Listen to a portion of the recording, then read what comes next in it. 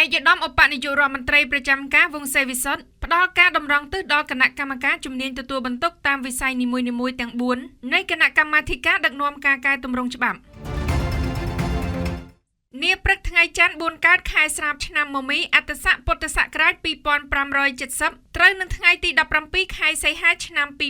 2026នៅទីស្តីការគណៈរដ្ឋមន្ត្រីឯកឧត្តមវង្សសេវិសុទ្ធឧបនាយករដ្ឋមន្ត្រីប្រចាំការរដ្ឋមន្ត្រីទទួលបន្ទុកទីស្តីការគណៈរដ្ឋមន្ត្រីនិងជាប្រធានគណៈកម្មាធិការដឹកនាំការកែតម្រង់ច្បាប់បានដឹកនាំកិច្ចប្រជុំលើកទី1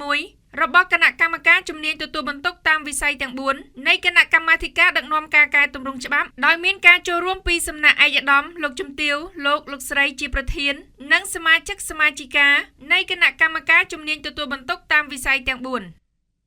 ឯកឧត្តមឧបនាយករដ្ឋមន្ត្រីប្រចាំការវង្សសេវិសុទ្ធមានប្រសាសន៍ថាការជួបជុំរបស់យើងទាំងអស់គ្នាក្នុងកិច្ចប្រជុំនេះគឺជាការចាប់ផ្ដើមការងារដ៏មានជម្រៅនិងមានសមានគតិភាពទៅដល់ការអនុវត្តការកែតម្រង់ជាក់ស្ដែងនៅតាមគ្រប់ក្រសួងស្ថាប័នទាំងអស់របស់រាជរដ្ឋាភិបាលបន្ទាប់ពីយើងបានបញ្ចប់កិច្ចការជាច្រើនពាក់ព័ន្ធនឹងការរៀបចំទស្សនៈទានគោលនយោបាយយុទ្ធសាស្ត្រកម្មវិធីនិងផែនការសកម្មភាពនានាក្នុងក្របខ័ណ្ឌនៃការកែតម្រង់ច្បាប់របស់រាជរដ្ឋាភិបាល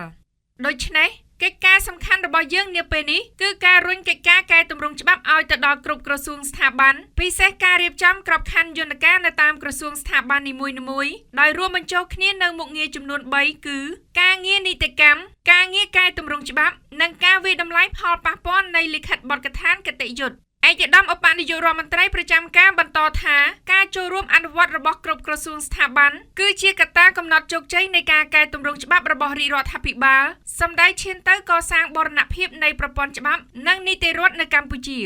ឯកឧត្តមឧបនាយករដ្ឋមន្ត្រីប្រចាំការវង្សសេវិសុទ្ធក៏បានគូសរំលេចឡើងវិញអំពីតួនាទីនិងភារកិច្ចសំខាន់ៗរបស់គណៈកម្មការជំនាញទទួលបន្ទុកតាមវិស័យនីមួយៗទាំង4ដោយមានកំណត់ក្នុងសេចក្តីសម្រេចលេខ24សសរចុះថ្ងៃទី21ខែកក្កដាឆ្នាំ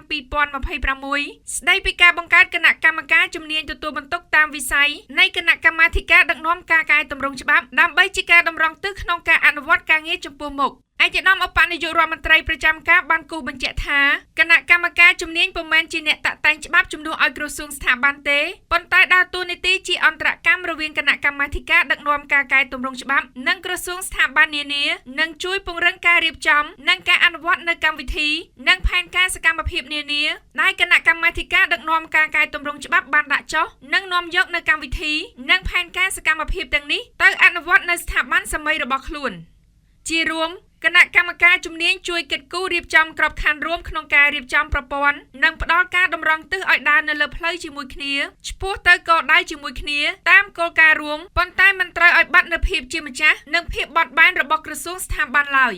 ឯកឧត្តមឧបនាយករដ្ឋមន្ត្រីប្រចាំការក៏បានផ្ដល់ការណែនាំផងដែរអំពីរបៀបរបបនៃការបំពេញការងារដែលនឹងត្រូវរៀបចំបទបញ្ជាផ្ទៃក្នុងនិង SOP នាពេលខាងមុខនិងលើកទឹកចិត្តដល់គណៈកម្មការជំនាញទាំង4ត្រូវធ្វើការដោយប្រតិក្រឡាគ្នាដើម្បីជំរុញការងារកែតម្រង់ច្បាប់នេះឲ្យដំណើរការទៅមុខទៅតាមទិសដៅដែលបានកំណត់ទោះបីធនធានយើងនៅមានកម្រិតទាំងថវិកានិងមនុស្សទន្ទឹមនេះចំពោះមុខត្រូវផ្ដោតលើកិច្ចការអាទិភាពមួយចំនួនដូចជាការរៀបចំធ្វើបច្ចុប្បន្នភាពផែនការសកម្មភាពរួមក្នុងក្របខ័ណ្ឌគណៈកម្មការដឹកនាំការកែតម្រង់ច្បាប់ការរៀបចំផែនការនីតិកម្មនិងផែនការសកម្មភាពរបស់ក្រសួងស្ថាប័នការរៀបចំគោលការណ៍ពាក់ព័ន្ធនឹងការតាក់តែងច្បាប់ការអនុវត្តច្បាប់និងការតាមដានវិតម្លៃការអនុវត្តច្បាប់និងលិខិតបទដ្ឋានគតិយុត្តព្រមទាំងផែនការកសាងសមត្ថភាពស្ថាប័នពិសេសស្ថាប័នដែលត្រូវកសាងច្បាប់ច្រើននិងមានបច្ច័យខ្លាំងដល់វិស័យធុរកិច្ចនិងក្រសួងស្ថាប័នខ្លះដែលមានភាពទន់ខ្សោយនៅឡើយព្រមទាំងវិស័យដែលទាមទារជំនាញបច្ចេកទេសខ្លាំងដូចជាពាក់ព័ន្ធនឹង AI ជាដើមជាមួយគ្នានេះត្រូវជួយការរៀបចំគម្រោងទម្រង់ផែនការសកម្មភាពរបស់ក្រសួងស្ថាប័នប្រចាំឆ្នាំនិងទម្រង់របាយការណ៍សមិទ្ធកម្មរបស់ក្រសួងស្ថាប័នប្រចាំត្រីមាសនិងប្រចាំឆ្នាំផងដែរឯកឧត្តមឧបនាយករដ្ឋមន្ត្រីប្រចាំការក៏បានផ្ដល់ការណែនាំឲ្យពន្លឿនការរៀបចំមជ្ឈមណ្ឌលទិន្នន័យច្បាប់និងបន្តជំរុញការស្រាវជ្រាវនិងតាក់តែងក្រមពាណិជ្ជកម្មនិងការរៀបចំទស្សនៈទានសម្រាប់ការរៀបចំក្រមរដ្ឋបាល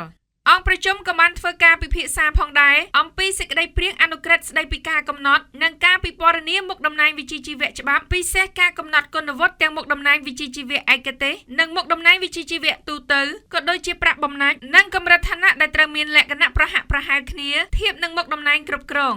ឯកឧត្តមឧបនាយករដ្ឋមន្ត្រីប្រចាំការបានផ្ដល់ការណែនាំដល់ក្រុមការងារប្រមូលធាតុចុះពីក្រសួងស្ថាប័នពាក់ព័ន្ធដើម្បីអាចបញ្ជូនសេចក្តីព្រាងអនុក្រឹត្យនេះទៅក្រសួងមុខងារសាធារណៈតាមការកំណត់